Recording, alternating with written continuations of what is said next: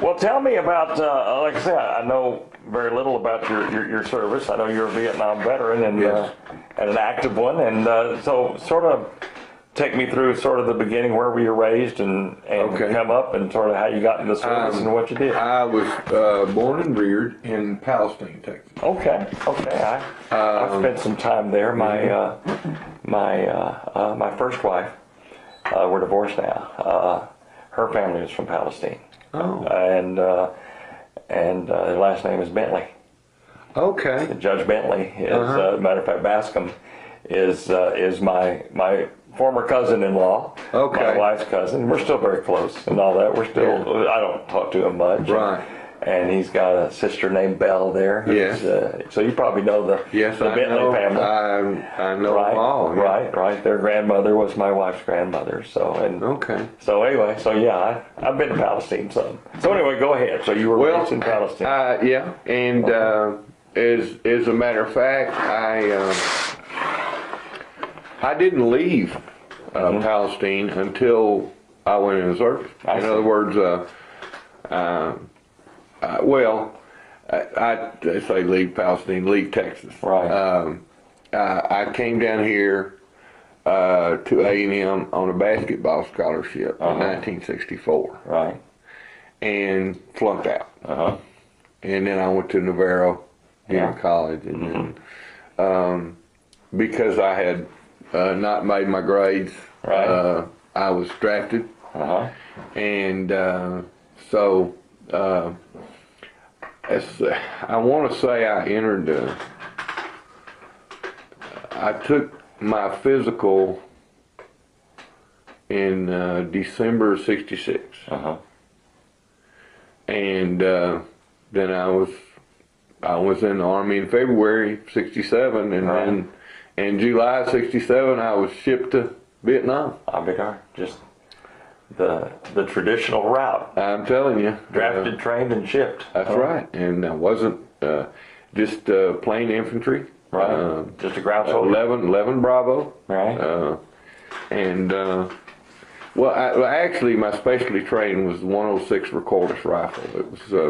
It was mounted on a Jeep, and they weren't used very much because, especially in 4th Infantry Division, we were in 2 corps. You had I Corps, 2 Corps, 3 Corps, 4 Corps.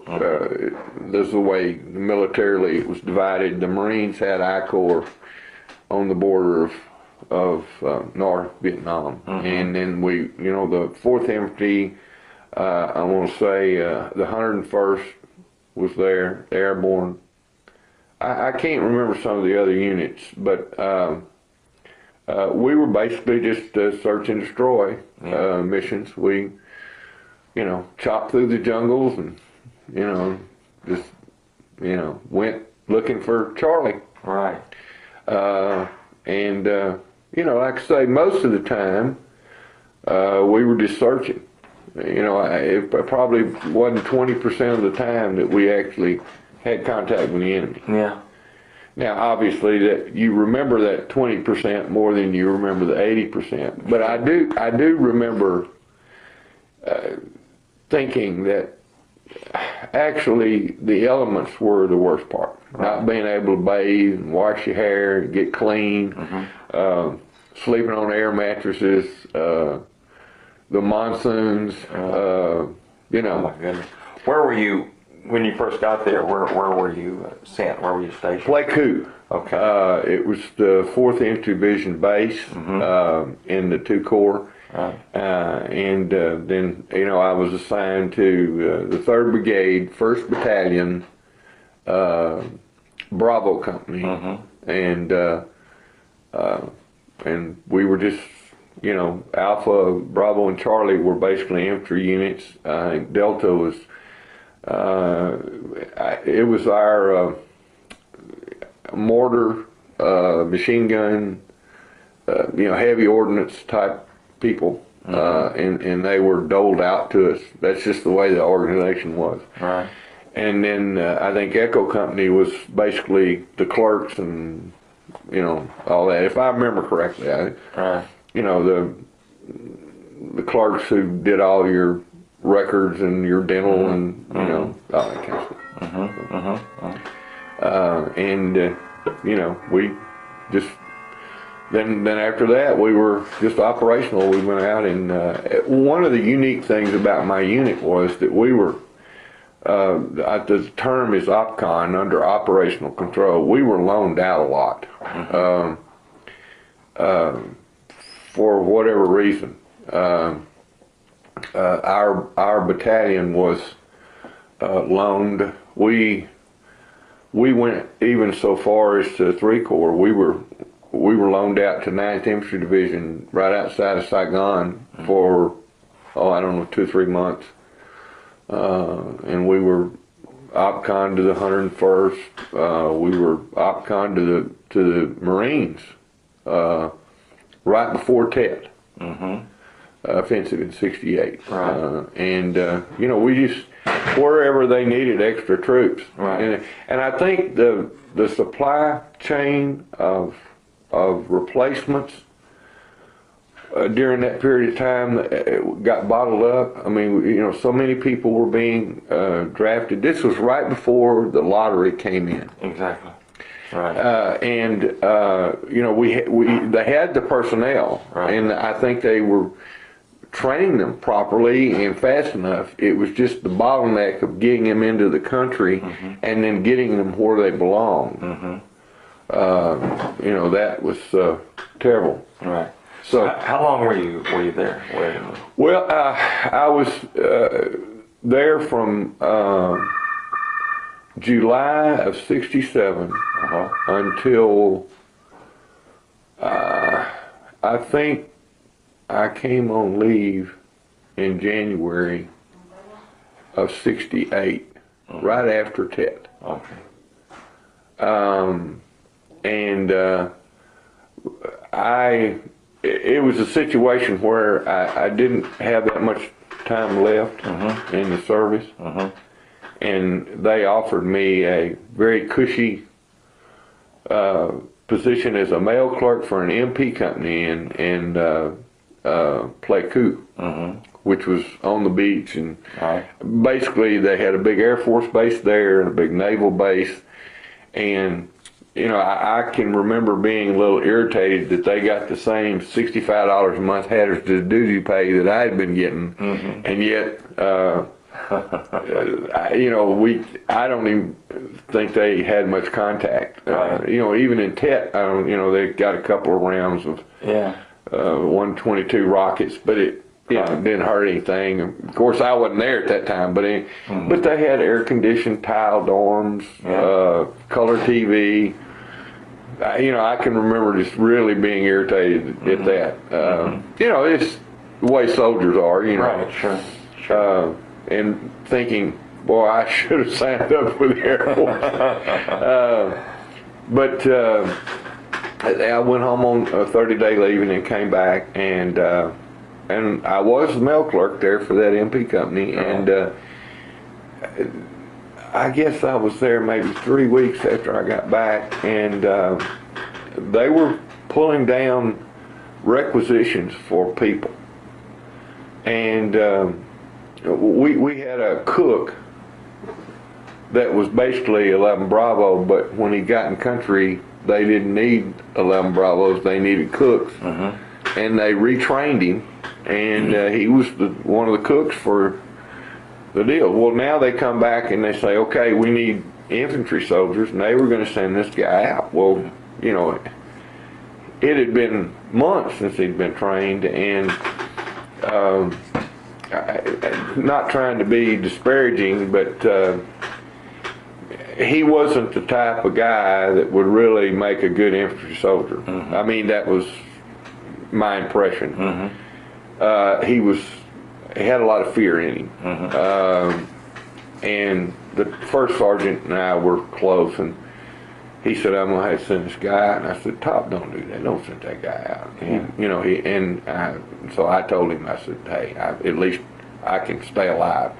You know, this guy is, you know, if he doesn't get himself killed, he's going to get somebody else killed. You know, the fear, if you can't handle it or override it or at least control it, you're a detriment to your unit. And And so I told him, I said, you know, it doesn't matter who you fill the requisition, just fill me, just put me in there. I'll go.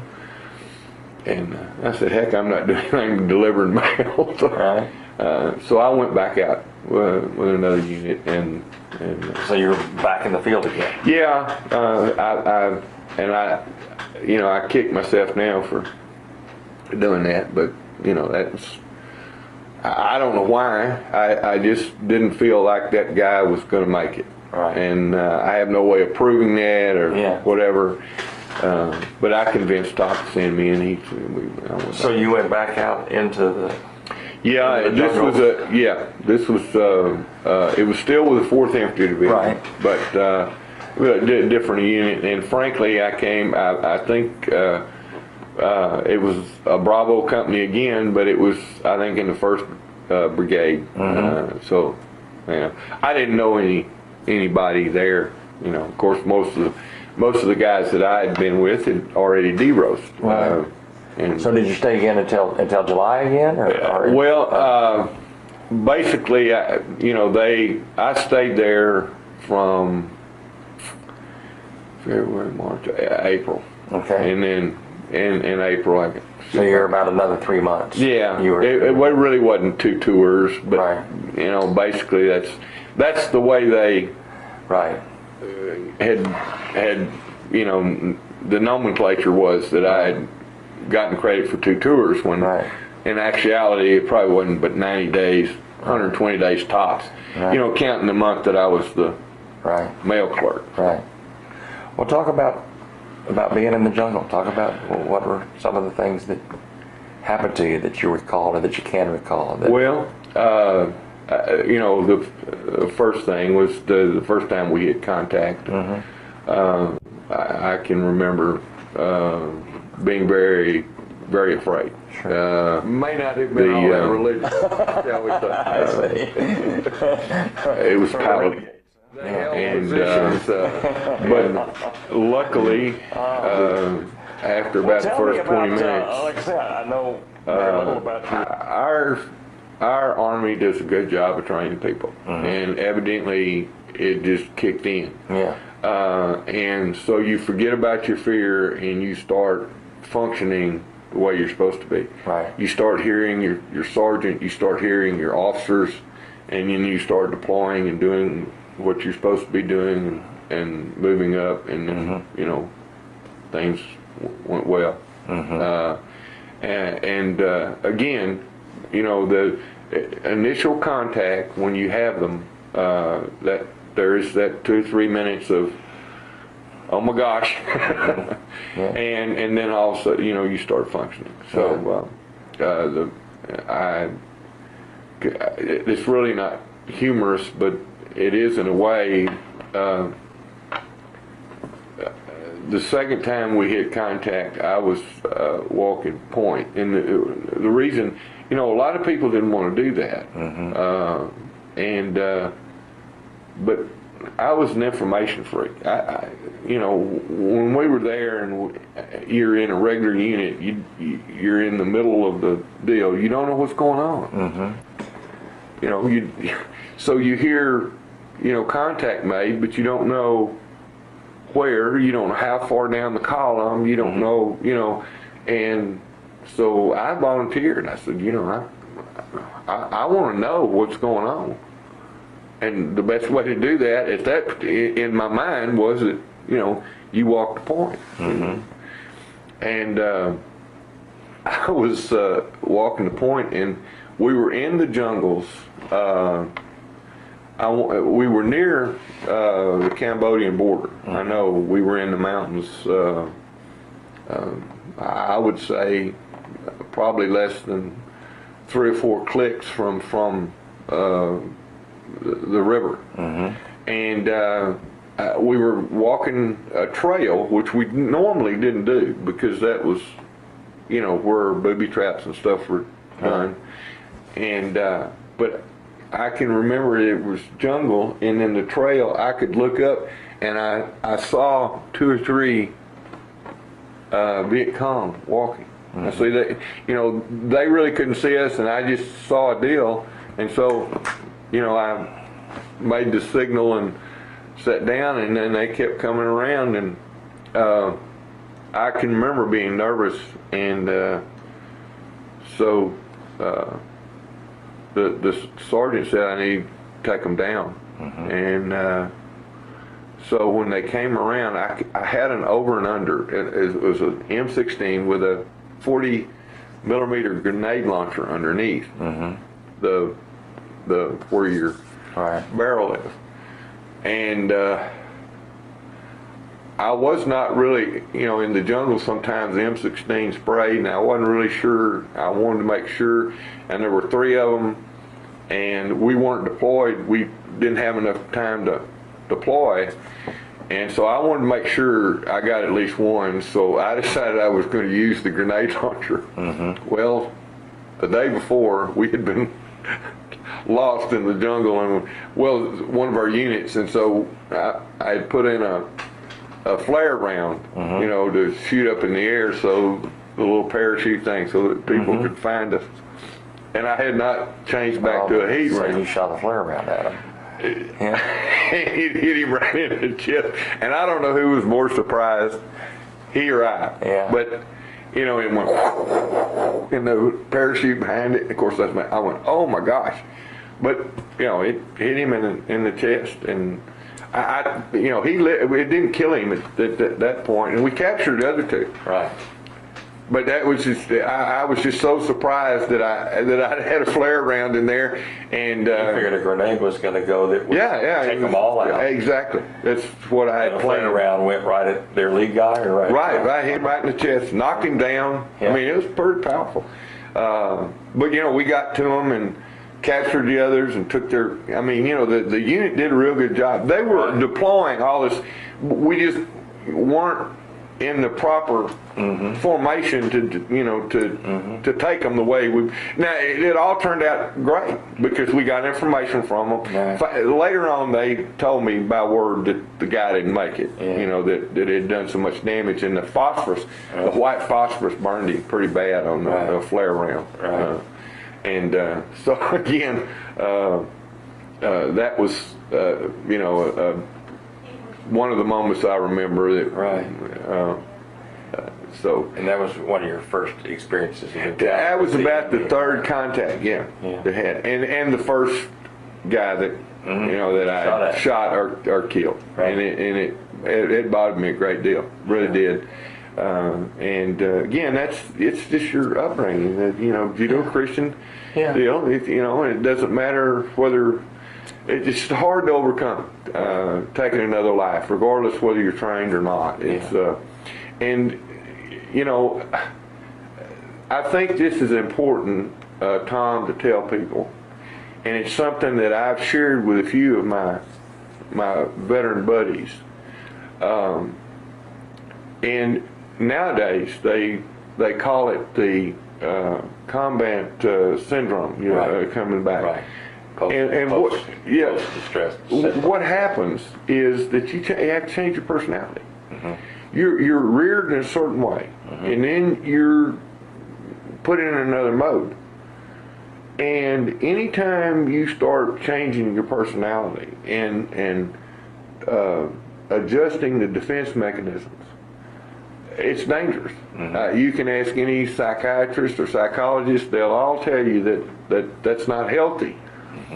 But it is a defense mechanism in itself. Some people, I've seen guys that I thought turned into killers. I mean, that's the way they dealt with it.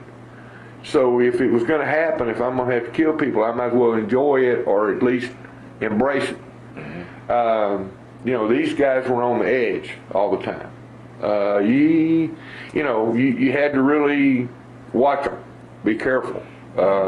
And not put them in a situation where it could end up like in the news where the Marines are being charged now. Right.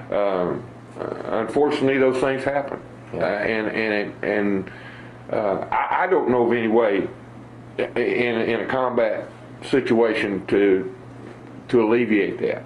You can't put somebody in a mode and then cut it off. Yeah. So again, and then I've had humor was my way. I mean, it was terrible. We would go in and where we'd have a firefight and the people would be dead and wounded, and you'd walk over, boy, that ruined his whole morning, didn't it? Yeah. Things like it's just really crass. Bad humor. But you had to turn into that. Yeah, I mean, because you didn't have time, Tom, in a combat situation to grieve a normal, the way that you should. And so you had to block it out until which time you could grieve. And again, that was just the defense. That's your, it happens, and it happens to all combat people. And in one way or another. And some people use humor, some people use anger, some, it varies as much as there are individuals, I think. And, so, again, those things, and another thing is the leadership, the officers and the sergeants, and the way they deal. And in combat, attrition is the way that's taken care of. If you're not a good leader, it's going to show up, and you're going to lose respect, and then you're not going to be able to get the job done. You're either going to have to be removed, or you're going to put yourself in a position where you get hurt or hurt somebody else. And I was lucky to have some very good leaders that led by example. They didn't say, you guys go on out and I'll stay back here. They led, and they had the respect of the soldiers, and therefore when we had to move and we had to function, we had confidence in our leadership, and did it. I was in a good unit. We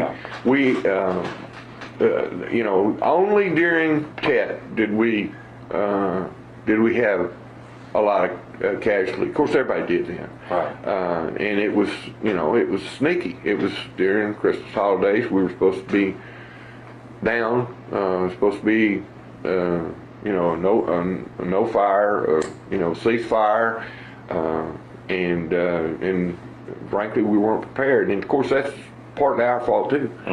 But we had just assumed that was going to happen, and it didn't. And we were caught, and then we had to try to fight our way out. And when we tried to fight our way out, we lost a lot of people. I think we had 80 something in our company, and when we got out, we had 38 left. And this was, boy, they were loaded for bear. How'd you get out? Well, we used our captain was wounded, and we had to give him some morphine, and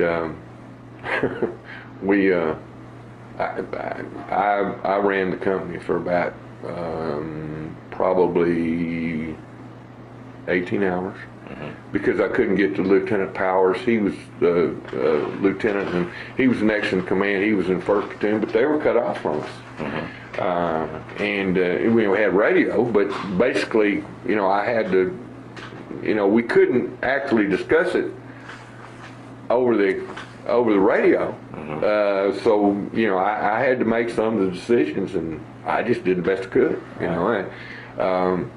And I had the FO there, the forward observer, who wasn't an officer. He was a buck sergeant like I was. I mean, he was good, but he wasn't an officer. Those things happen over there when you don't have enough personnel. And he was with an artillery unit assigned to us, and he would call in the artillery when we needed it, and boy, we needed it then. And I basically just told him we needed to protect while we tried to get out of here. And So you did what had to be done. Yeah, and regardless of the stripes or what was on your collar. Right. And then of course it was that particular we were pinned in for I stayed awake for 4 days and 3 nights. Wow. And then when we finally got back, I just got in the foxhole and went to sleep, and I slept for about 23 hours. Now this would have been what? In 68, December of 68. December 68. Okay. And I can't remember actually. It was after Christmas. Their, the time frame. Right. Probably the 26th to the 30th, right in there somewhere. Yeah. So it was, and Alpha Company had a lot of casualties. Charlie probably got hurt. That company, C Company, got hurt more than we did, and we had to. Somehow they got ahead of us. We were sweeping, and we were supposed to be together, and somehow they got way ahead of us, and somehow the VC got behind them. And I still haven't, till this day, have not figured out how that happened. I don't think it was planned. I just think they had an easier. We started hitting contact and they didn't. And of course, when we said we're in contact and everything, well, they're supposed to slow down, but evidently, and then somehow the spill over when instead of running backward, they couldn't. And Charlie Company's there, so they came through. I don't really remember the situation. I just know that we had some of them in between us, and that wasn't good. Were you transported? I mean, you went by foot or by chopper? Oh no, by we got out by foot. Yeah, there were just too much going on. I mean, they were hitting Da Nang, they were hitting. I mean, and the Tet was everywhere. It was a concentrated. They went halfway through Saigon, from what I understand. Right. So before they were stopped. You weren't lifted by chopper. Well, they didn't have enough. We asked for it, right. but I think they had more on their plate than they could deal with, and I think they used some of the transport helicopters. They just threw a lot of ordnance on there and used them, as attack helicopters. That was more than anything was trying to get cover and fire to get back. Yeah. Because we didn't have enough artillery, or we just weren't prepared, Tom. We weren't prepared for Tet. It was a total surprise. Yeah. How they coordinated that was amazing to me. Because it was as well an orchestrated military attack as from what I understand. Because they didn't have our resources. They didn't. As a matter of fact, they had transceivers.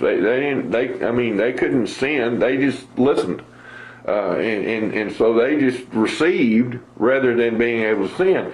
And so when the attack came, they had a bunch of boom boxes that they probably got from RPXs, and that's how they received their orders. And it was coordinated all through I Corps all the way down to 4 Corps. From later on after studying and reading, but at the time I had complete faith, Tom, that if they could, if they had the resources, they would have come and gotten us. Yeah. And it was just one of those situations where we had to make the best of what we did, and luckily. We were able to coordinate enough by radio to find out where everybody was, and finally get all 3 companies on the same page and pull back to where we could secure an area, and then they sent in some other people to help us. They met up with us, and then that gave us a chance to sleep. That's when I set out, and it was raining, and I was sleeping in about 4 inches of water, and I didn't even know it. I was just so worn out and tired, and the pressure of basically having to command when I really didn't have the training or whatever to do it. But I think we got probably about 50% casualty during that. But it wasn't probably any different than any other unit during. When I think of, I didn't serve in Vietnam, but when I think of what it might have been like, did you see the movie We Were Soldiers? The Mel Gibson movie. Tom, I have, for some reason, I've been able to, most of the bad memories, I have the defense mechanisms to put it way back. Yeah. And I remember the funny, I remember some of the friends I've met, we probably don't stay in contact. It's been 40 years. Yeah, sure. There were 2 or 3 people, a medic, and that's probably one of the funny stories. We were moving across rice paddies. I always hated going open, between the woodland and woodland, and of course there were a bunch of rice paddies. It was probably 4 or 5 acres of open area, and that was always cheesy. I mean, and you walk along the path. They have dikes between them, and we were attacked. And you had to slide down into the rice paddy, get in below the dikes, and we had a couple of wounded. And Doc, gosh, I'm trying to, I can't even remember the guy's name, and I'm sorry. That's okay. But there's funny things about medics. They're braver than the rest of us, and they don't get any rewards, at least in our unit, because our captain was old school captain. They're doing what they're supposed to do. I mean, they're not heroes, they're medics, and when somebody's wounded, they're supposed to go get them and fix them and bring them back. That's their job. Just like your job is to do this, their job is to do that. Well, yeah, but while I'm down, when the shooting's going on, that guy's got to, get up and expose himself. Right. To me, that's the definition of somebody brave. And as he was crawling across the rice paddy dike, they shot him in the rear end. And he was probably from here for that fireplace there. And when they hit him, he went, ooh, like that. I said, what's the matter, Doc?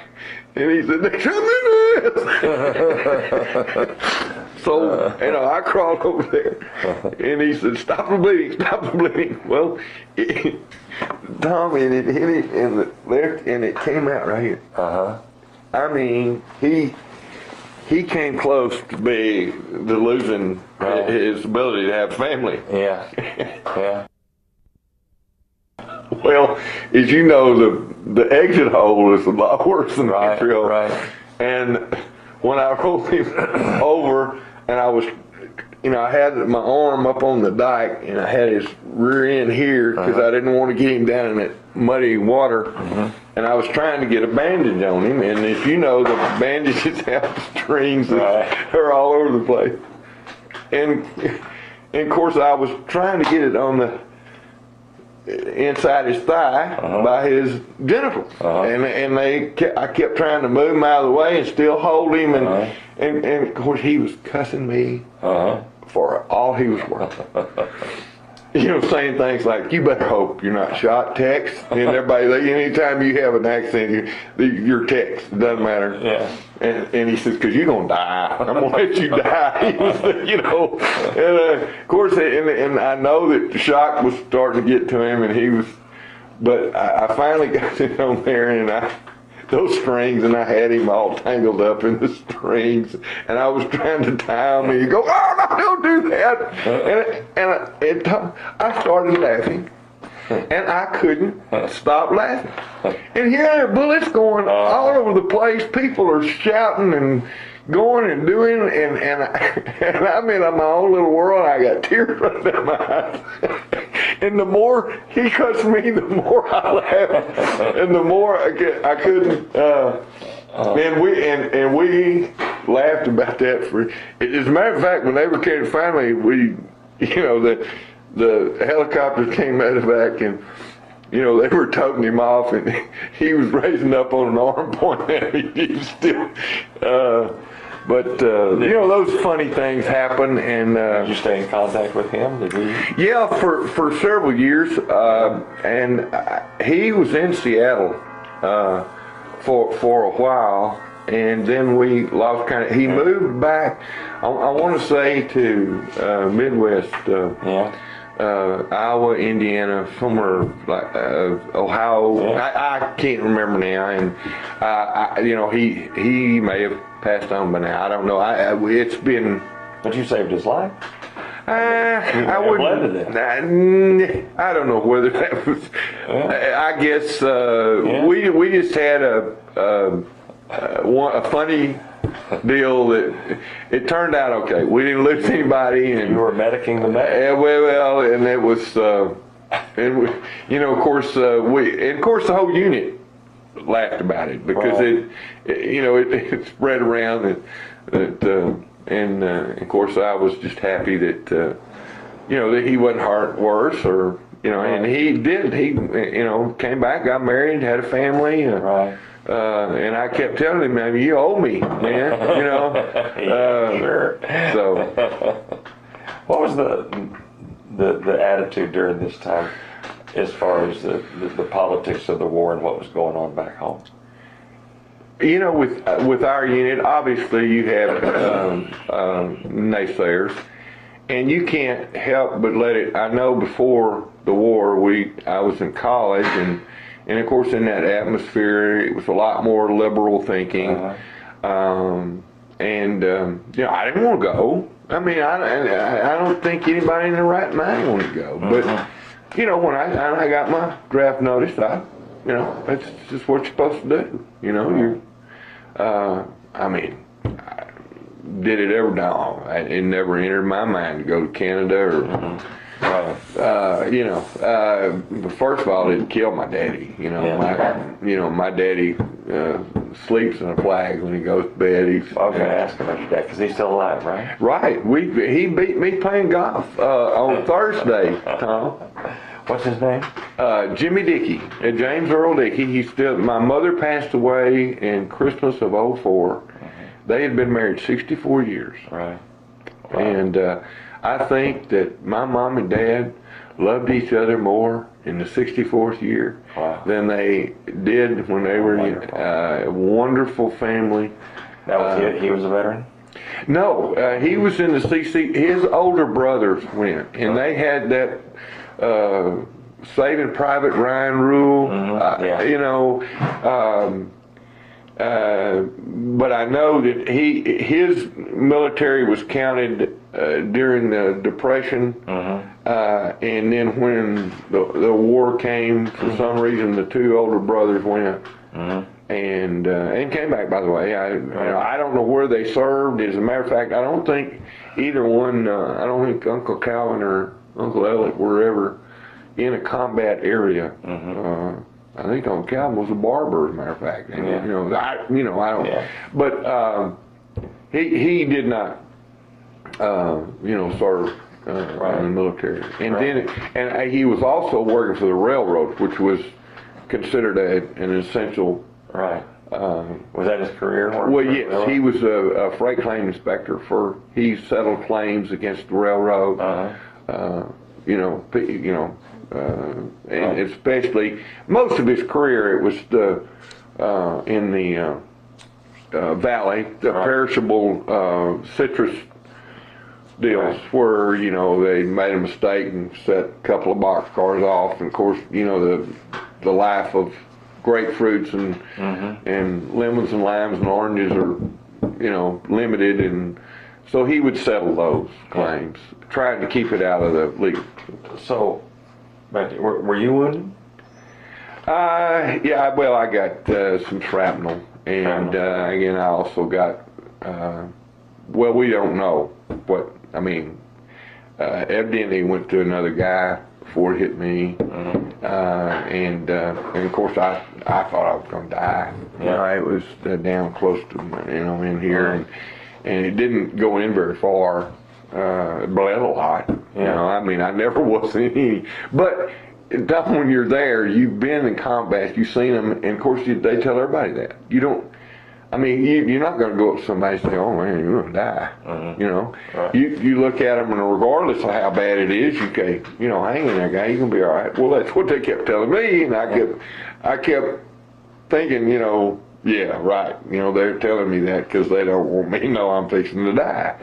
And then, you start losing blood, and you get faint, and you think, well, is this all there is to it?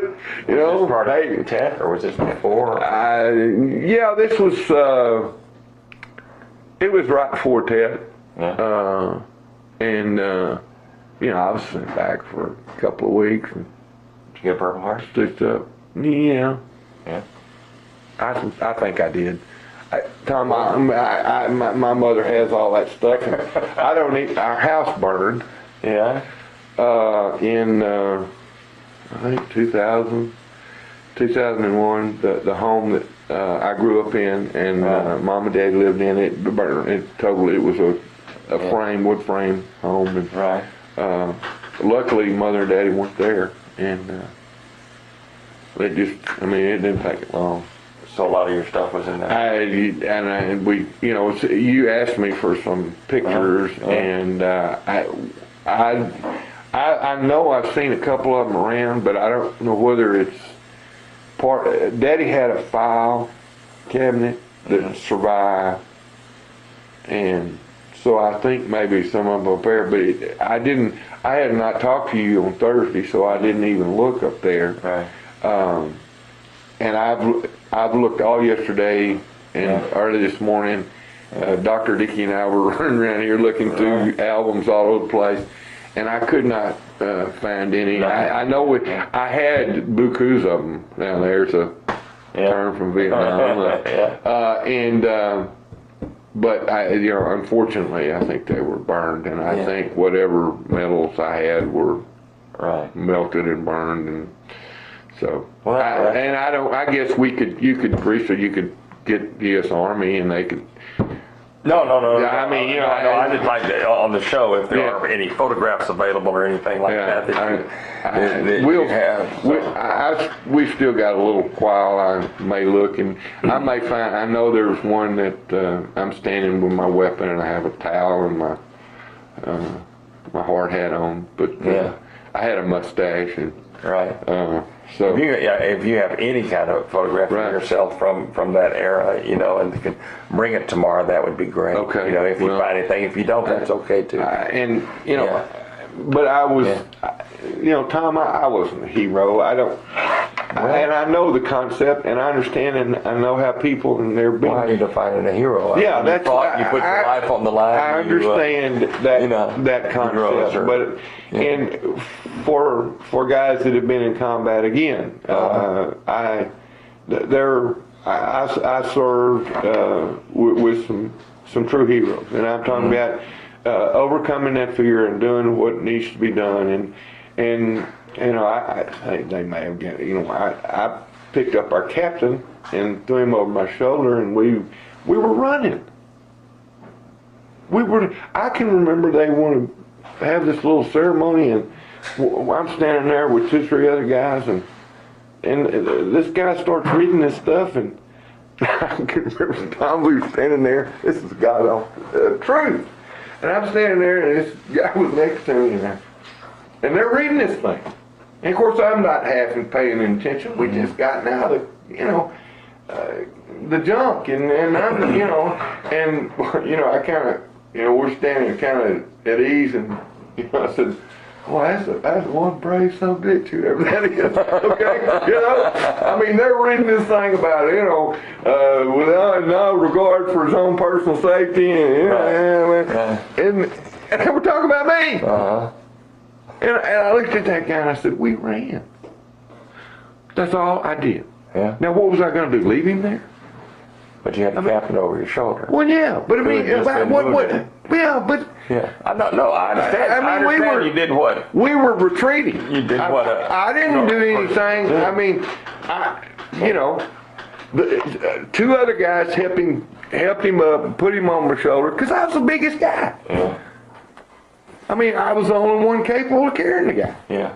I mean, I don't see anything heroic in that. To me, it's just we were other people do. The stuff hit the fan, and we were getting out of there, and we were running. And so, I can understand that, but it's part of doing the battle is saving yourself to keep doing battle, and part of that is running true. the other way. Yeah, to fight another day. Yeah, we fight another day. We were advancing to the rear. So the captain, was he okay? Oh yeah, he's as a matter of fact, and this is another deal. Evidently, I got a call from. Well, let me go back a little further. About 2 years or 3 years. Let's see. This was 71, 72. 71 or 72, Nancy and I were just married. We got married the 12th of June of 71. So it was 72. A CID guy came to talk to me and interview me. He interviewed me about 5 times about some allegations of some kind of war crime and stuff. And somebody had given them my name as a deal. It was well, to be honest with you, it was probably as great a compliment as I could get, because evidently these soldiers thought I had the integrity enough to give me as a source. But I could not confirm or deny any of the allegations. I was the CP, as command post deal. As I told you, I wanted to be point because I wanted to know what's going on. And then the next thing I did was become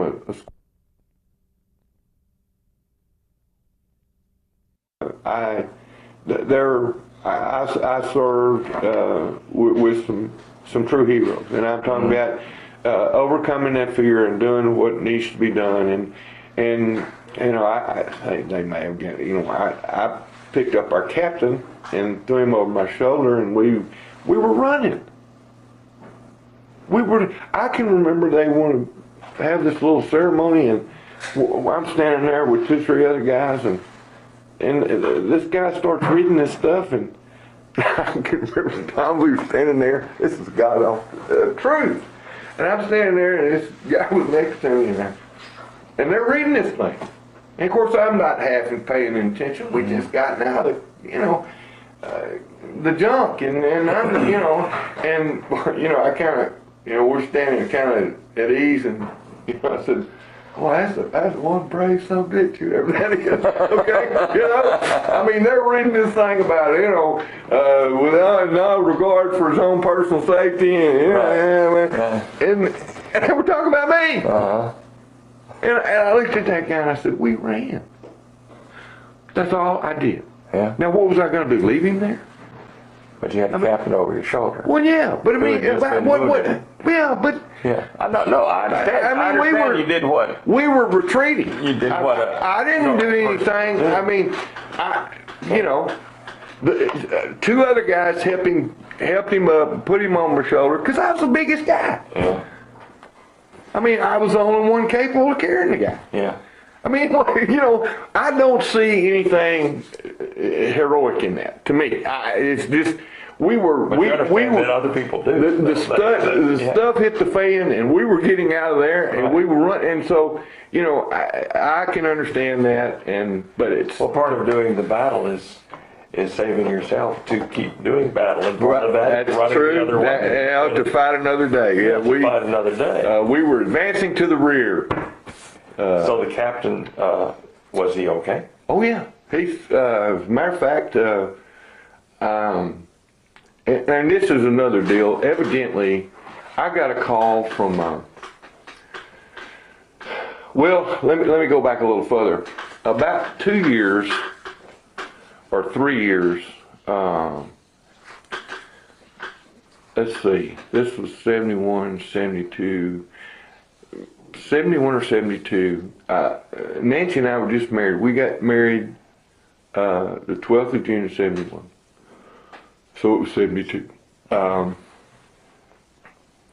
A CID guy came to talk to me and interview me. He interviewed me about 5 times about some allegations of some kind of war crime and stuff.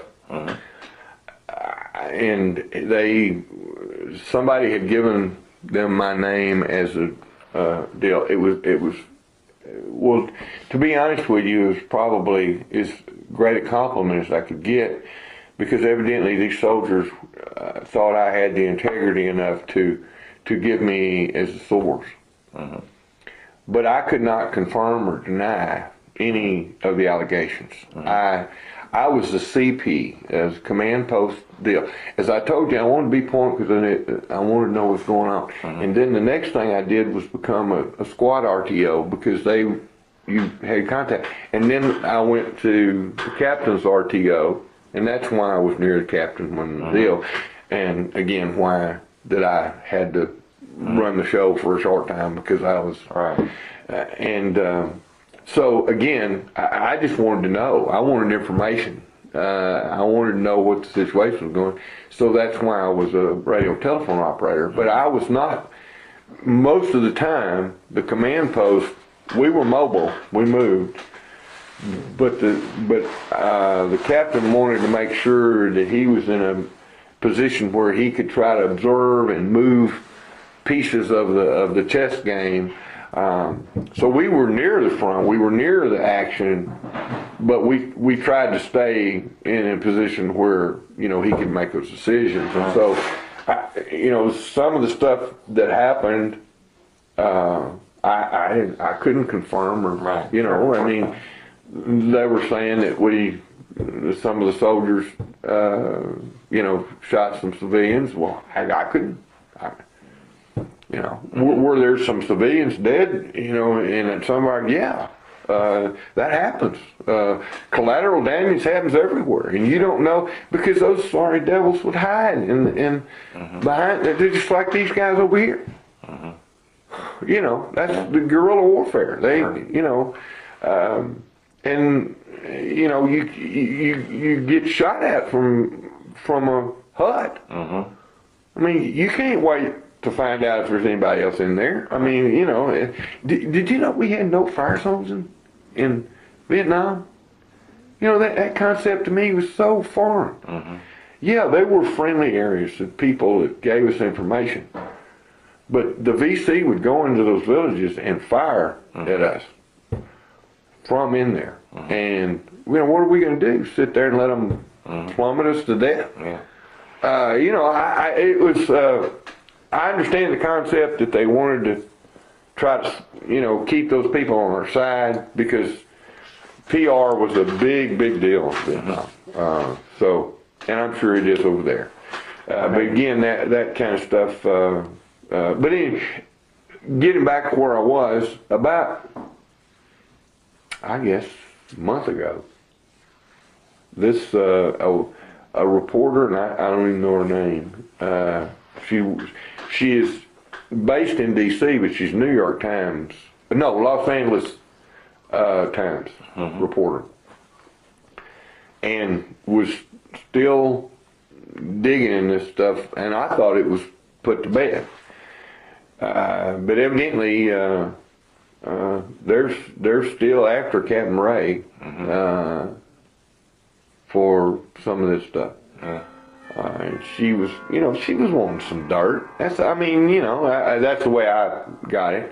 And I just basically told her everything that I told them when it was happening, that I couldn't confirm or deny.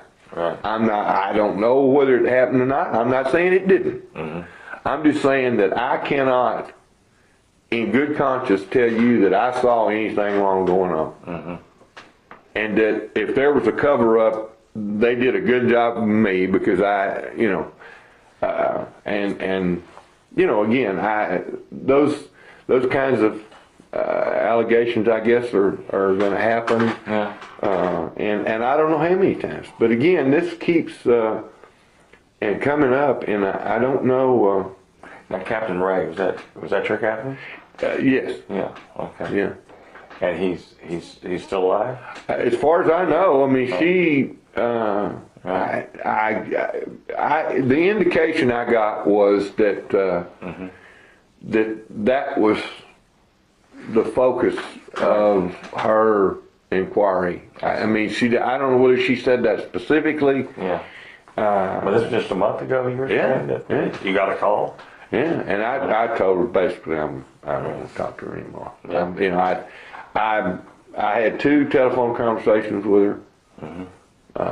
I mean, I'm not afraid of it. What if again, I'm going to be. What was his first name? That's okay. I knew you were going to ask me. No, that's okay. I'm trying to. So you actually came home from Vietnam for the last time when? In '69? Yes. Okay. And then what?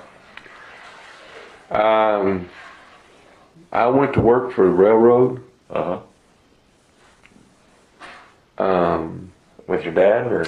Well, he obviously got it going for you. Well, I got an interview. Yeah, right. It's brakeman, and I worked for him about 3 months, and had a big train wreck, and I was the only guy that wasn't in the union. I was a union probation, and you know how that stuff goes. And I didn't know whether I was watching or hanging out. Tom, I couldn't tell you whether they said I didn't read the train rules and the regulations, and I didn't know. And for all I know, I may have been, because of an omission of mine or not knowing, and been, it was my 3rd paid trip. I mean, I'd spent 2 months working for free, learning. Yeah. Yeah. And then I hung on for a little while, but. So did you go back to school? Yes, I went back to Stephen F. That's where I met Dr. Dickey. Then I say the rest is history. And then afterward, but when did you start teaching? The fall of 1973. You taught history?